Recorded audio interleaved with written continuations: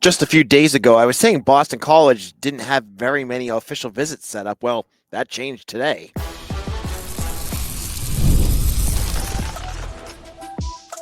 You are Locked On Boston College, your daily podcast on the Boston College Eagles. Part of the Locked On Podcast Network, your team every day.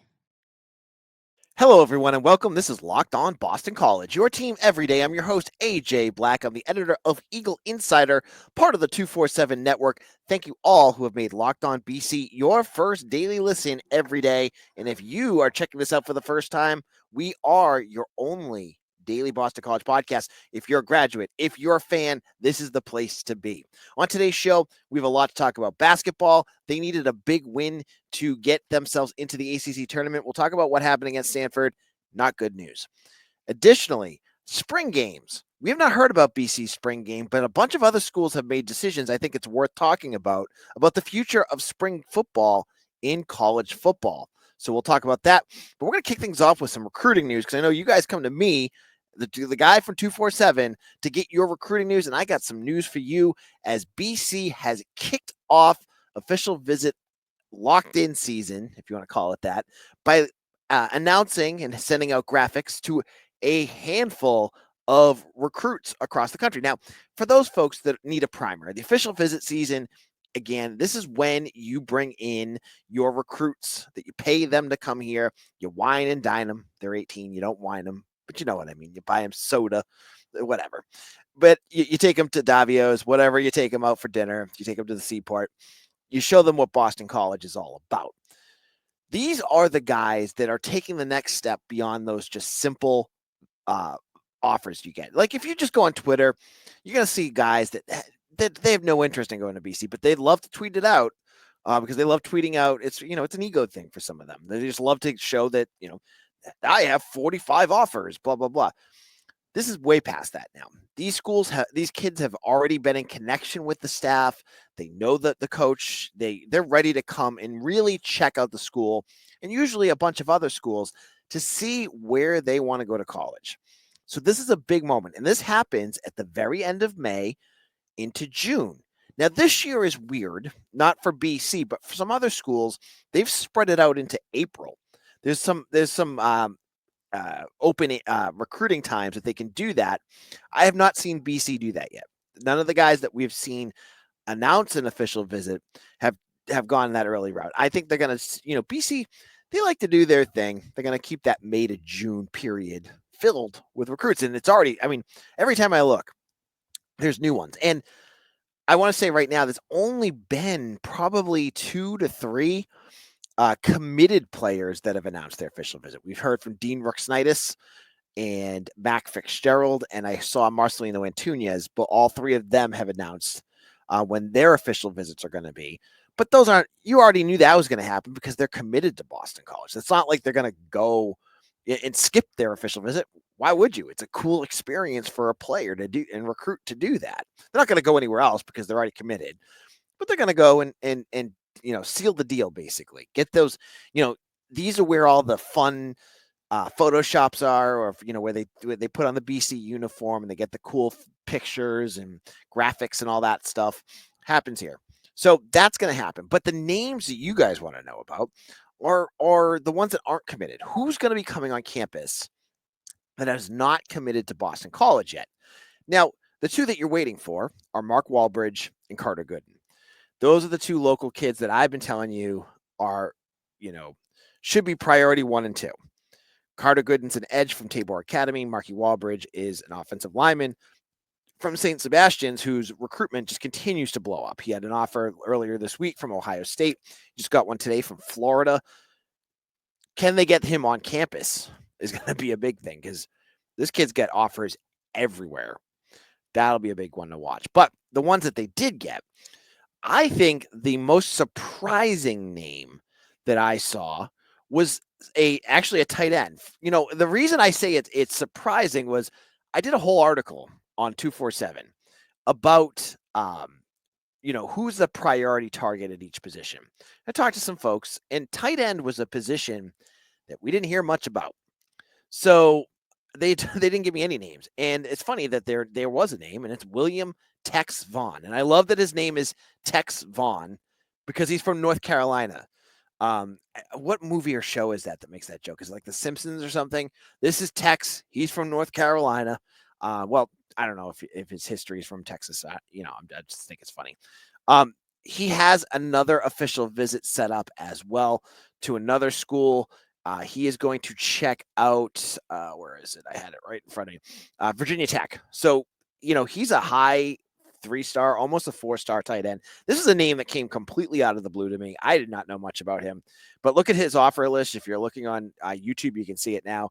He's got offers from Duke, Florida State, Florida, Michigan State, NC State, Virginia, Vanderbilt, UNC. Like, good offer list.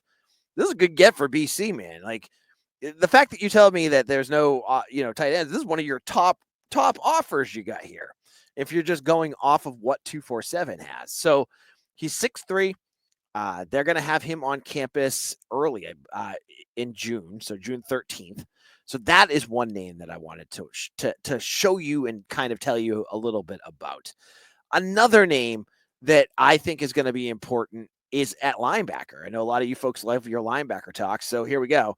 And that is Steve Klein from Westwood in New Jersey. This is a 6'2" linebacker who's got offers from Syracuse and BC. He was on campus at Boston College this fall when he went to the UNC game. Talked to him. He loved the school. He's one of their top linebacker offers. And he has only announced a official visit to BC. I would not be surprised if he does not take it. I would think he's going to take a trip to Syracuse as well. But I know this is a guy that they think very highly about. Unfortunately, I don't have a picture here of him. I should have one, right? Oh, yeah, there he is. I got him at BC. Of course, who's the only one that loads a picture of this kid? Right there. That's Steve Klein right there. From BC. He's at the BC game. This is another big one for BC. So, he does not have the ranking that Tex Vaughn has, but I think he's a solid player. Now, on yesterday's show, if you listened yesterday, you got a good tip. All you everydayers know about this one. I was joking about this with Mitch. I have to mention this other player that is going to be taking official visit. His name is, and I'm not joking, his name is Santana Carlos. That's his full name. It's Santana Carlos from Florida. And Santana Carlos is a 5'11" wide receiver. He's got official visits set up all over the place. He's going to Purdue and UCLA, and I had it right in front of me, but I lost it. Yeah. Toledo, UCLA, Pitt, Purdue, and BC. BC has gotten him pretty early, so that's a good sign. And he's ranked, you know what? I look at him, and I look at his ranking, and it reminds me of one person. That's Zay Flowers. So, and I'm not saying this kid is going to be Zay Flowers. It's just under-recruited kid from Florida.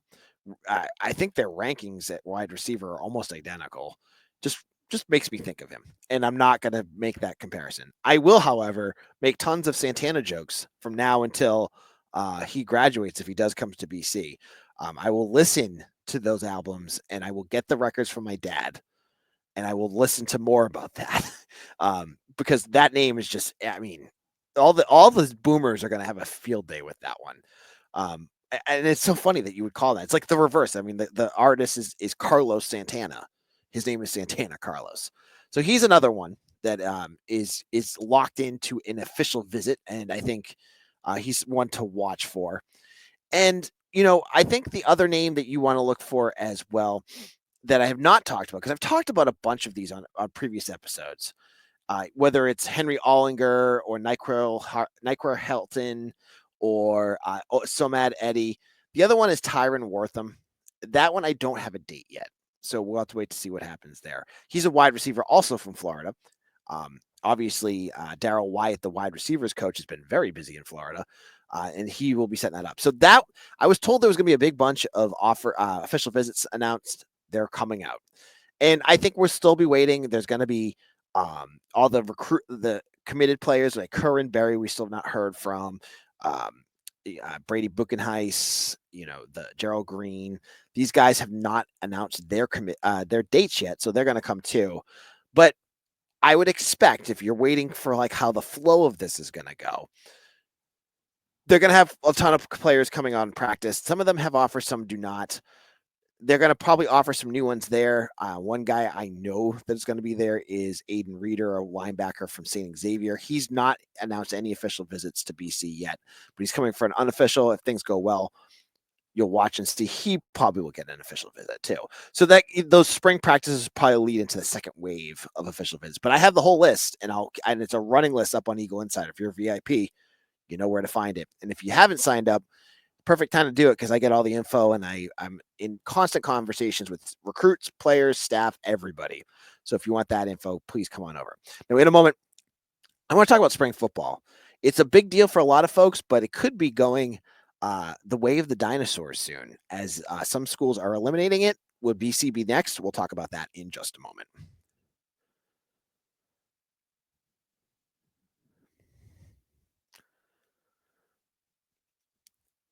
Life moves fast, especially when you have a family. One day you're watching your kids take their first steps, and before you know it, they're off to college. That's why securing their future is so important. Fabric by Gerber Life makes it simple to get term life insurance that fits your family's needs. With Fabric, you can apply for term life insurance online right from your couch. You could be covered in under 10 minutes. In many cases, no health exam is required. Beyond life insurance, Fabric also offers free digital wills and access to investment accounts to help you plan for your children's future. Join the thousands of parents who trust Fabric to help protect their families. Apply today in just minutes at meetfabric.com/lockedoncollege. That's meet, M-E-E-T, meetfabric.com/lockedoncollege. Policies insured by Western Southern Life Assurance Company. Not available in certain states. Prices subject to underwriting and health questions.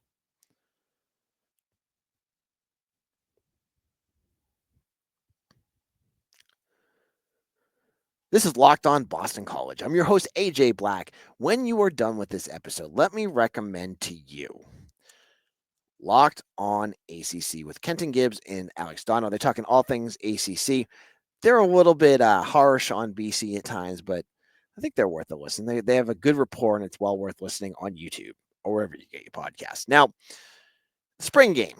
We have seen, I think it was Chris Snee's son, post the schedule for the spring football season. All 15 practices are laid out. It's Tuesday, Thursday, and Saturday, I believe, this year. And it has all 15 of them from now until the middle of April.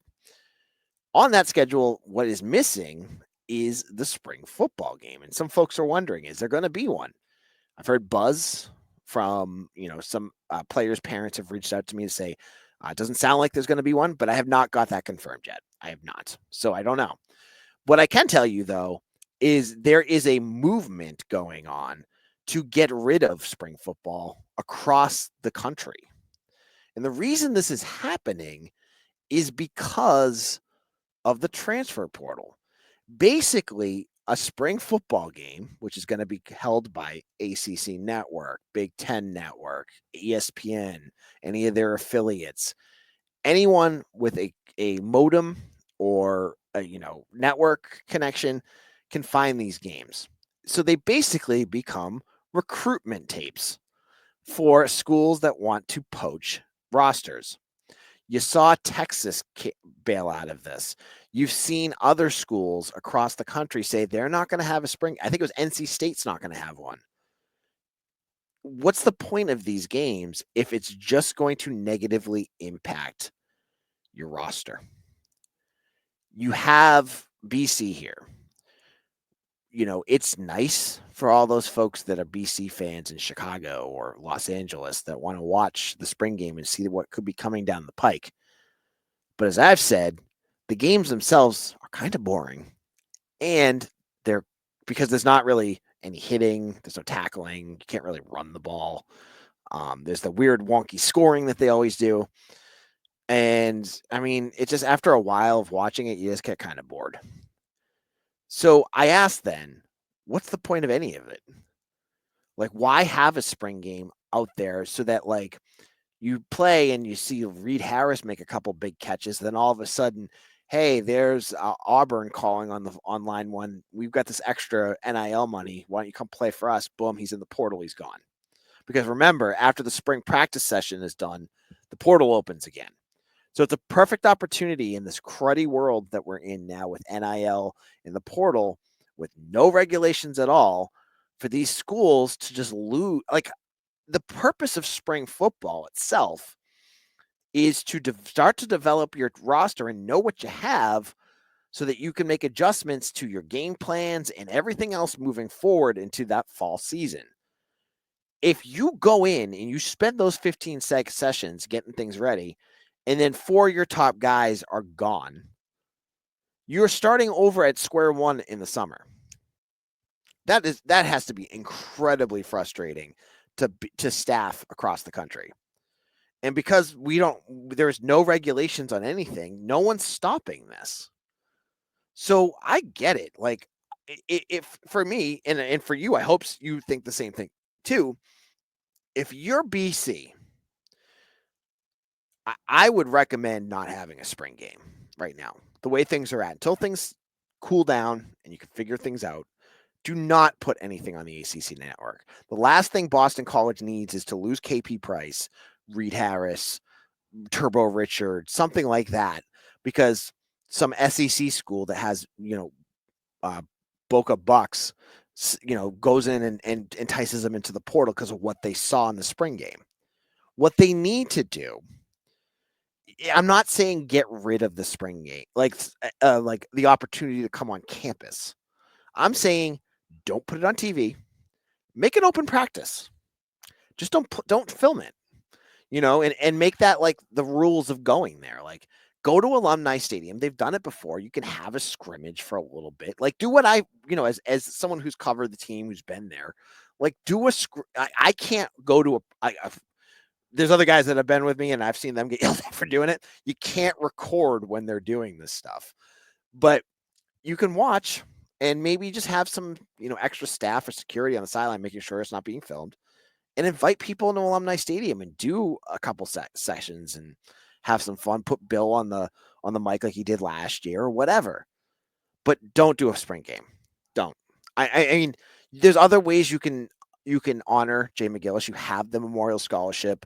Maybe you do something different to add to his legacy, which that's the part that's going to stink, is because obviously, Jay McGillis is someone you don't want to forget, because he obviously had his legacy is very important to the Boston College community, but you can look around and try to figure that out. Right. And you could always bring it back too. But I think this is it. I think, you're going to see some teams, and I don't know if Boston College will be that this year, but you're going to see more and more teams bailing out on these spring games because they don't want to make it an advertisement for poaching. And we're going to see more and more. And then other teams are going to watch and say, hey, they didn't have any guys leave. What the heck?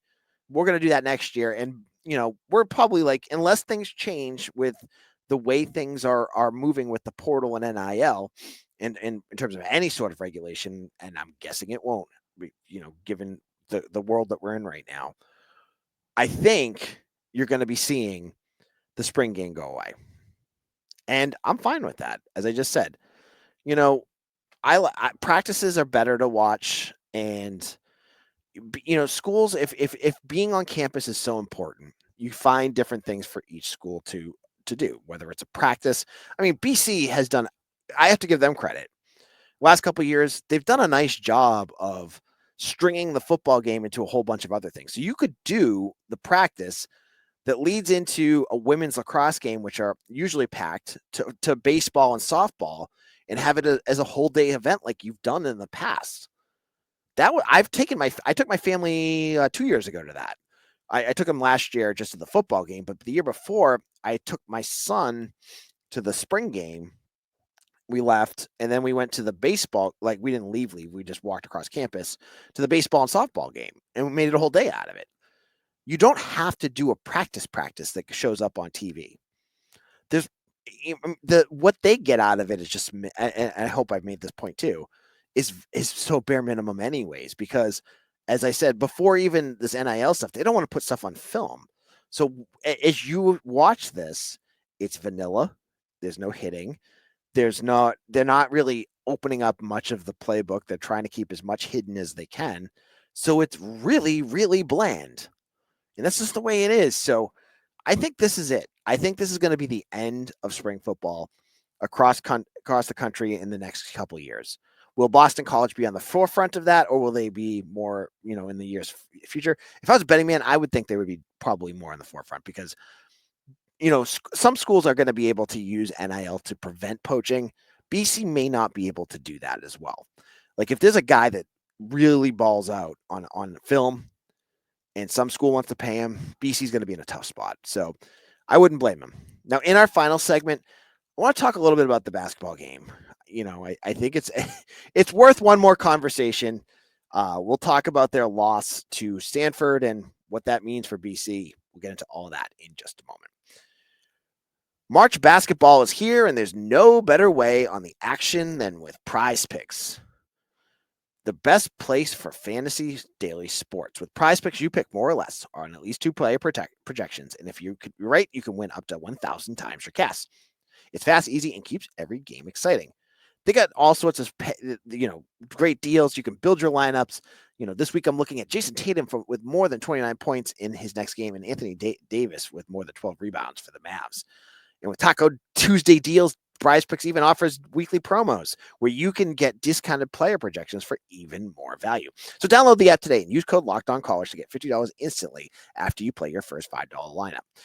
That's code LOCKEDONCollege for $50 instantly after you play your first $5 lineup. Prize Picks, run your game.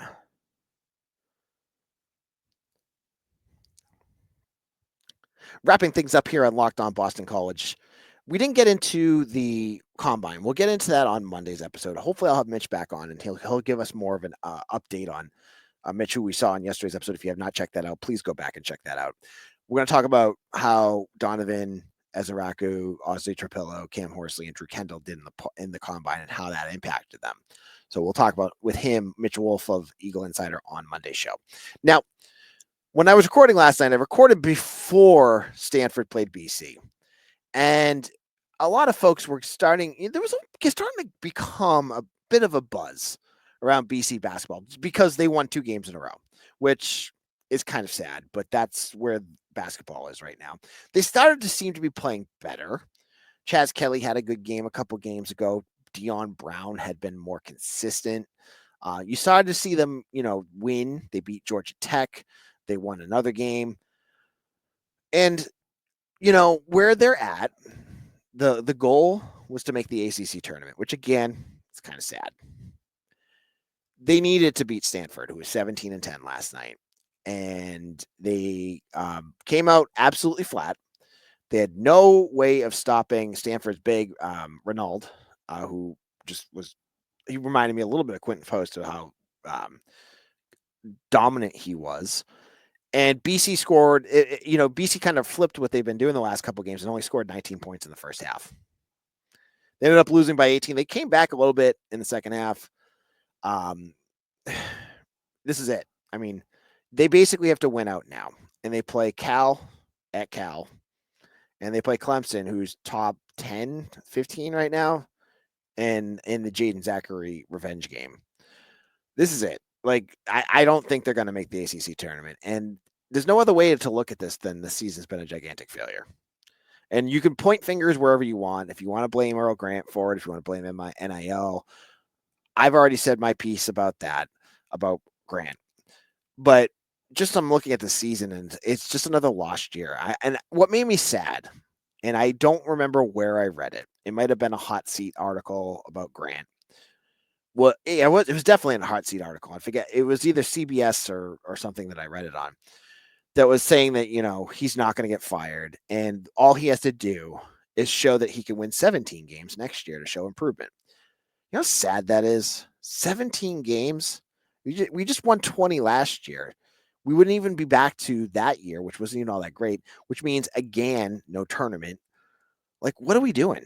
Like, if that really is the goal, I hope to gosh Blake James is not thinking that, because that is pathetic. If that's really what you're thinking of what your program should be, like, why bother even paying attention to it at this point? So, we have 2 more games, then we'll figure out what happens from there. The ACC tournament should have been something that you should be able to get to, and you're not going to. You're going to probably not make it to the ACC SEC tournament next year because they're going to have some teams. I think it's 1 or 2 that don't make it. BC could potentially be that. I don't know what else to say. As I've said before, and I'll talk about it when the season's over, if you're not going to move on from Grant, and I made my point about this already, which I think they should move on from him. If you don't, the number one goal this offseason is to make sure Donald Hand does not go anywhere. Pay him. So if that's what you have to do, if that's what you choose to do, that's what you're going to have to do. Because you can't, I mean, just after like 2 games, you went out there and they were down by like 25 at halftime. It was bad. It's bad. It's bad basketball. It's inconsistent. That's what the big key is here, folks. Like, yeah, you won 2 games, but then you go back and you look exactly like you did before that, and they're not competitive in most of these games, which just makes it hard to watch. And you're not going to be able to recruit because no one's going to go to these games. It's the cycle that needs to be broken, and we'll see what happens there. We'll be back on Monday's show again, as I said, with Mitch Wolf to talk about the Combine. More recruiting news, official visit season. We'll get all that on the show. So make sure to follow me on Twitter at AJBlack247. Hit that like button if you're watching on YouTube. And hit the little bell so you know when we premiere. I want to tell you guys, when we premiere, I'm going to try my best as often as I can to show up in the live comments. I'll be there. I'll say hello. You'll know I'm there. Respond back to me. Say, hey, AJ, whatever. Let's try to get a nice conversation going while these shows are going live. So check that out on YouTube. Hit the subscribe button and the bell so you know when we're going. And we'll see you all again on Monday for another episode of Locked On Boston College. Your team every day.